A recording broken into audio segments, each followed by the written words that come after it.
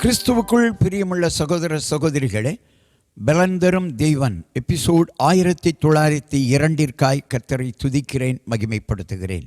இந்த நாளிலும் எரேமியா தீர்க்கதரிசியினுடைய புஸ்தகம் 15ஆம் அதிகாரம் 21வது வசனம்.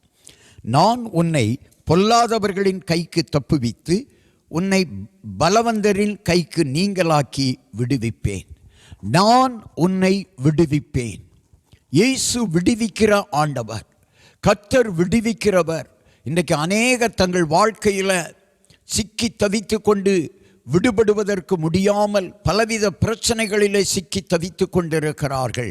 ஆண்டவர் சொல்லுகிறார், உன்னை பொல்லாதவர்களின் கைக்கு தப்புவித்து உன்னை பலவந்தரின் கைக்கு நீங்களாக்கி விடுவிப்பேன். பலவந்தராய் இருக்கலாம் உனக்கு விரோதமாய் எழும்பினவர்கள், உனக்கு விரோதமாய் எழும்பினவர்கள் பொல்லாதவர்களாய் இருக்கலாம். ஆனால் உன்னை தப்புவிக்கிறவர் கர்த்தர் என்பதை நீ மறந்து விடாதே.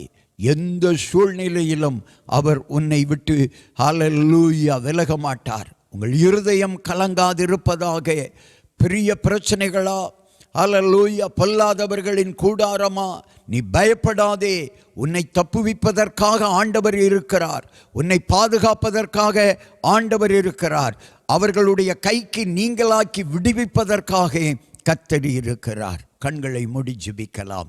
எங்களை நேசிக்கிற நல்ல தகப்பனே, பொல்லாதவர்களின் கைக்கு நீங்களாக்கி விடுவிக்கிற கர்த்தருக்கு ஸ்தோத்திரம், ஸ்தோத்திரம், ஸ்தோத்திரம், ஸ்தோத்திரம், ஸ்தோத்திரம். அப்பா, பொல்லாதவர்களின் கைக்கு எங்களை நீங்களாக்கி விடுவிக்கிற ஆண்டவருக்கு ஸ்தோத்திரம் உண்டாவதாக. எங்களால் முடியாததை எங்கள் கர்த்தர் எங்களுக்காக செய்து கொடுப்பீர் என்று சொல்லி விசுவாசிக்கிறோம் ஐயா. அந்த விசுவாசம் தேவனுடைய மகிமையை எங்கள் வாழ்க்கையில், குடும்பத்தில் காணும்படி செய்கிறதற்காக ஸ்தோத்திரம், ஸ்தோத்திரம், ஸ்தோத்திரம். நீர் பொல்லாதவர்களின் கைக்கும் அக்கிரமக்காரனின் கைக்கும் நீக்கி விலக்கி எங்களை நீங்களாக்கி விடுவதற்காக ஸ்தோத்திரம், ஸ்தோத்திரம், ஸ்தோத்திரம். இயேசு கிறிஸ்துவின் நாமத்தில் ஜெபிக்கிறோம் பிதாவே. ஆமேன், ஆமேன்.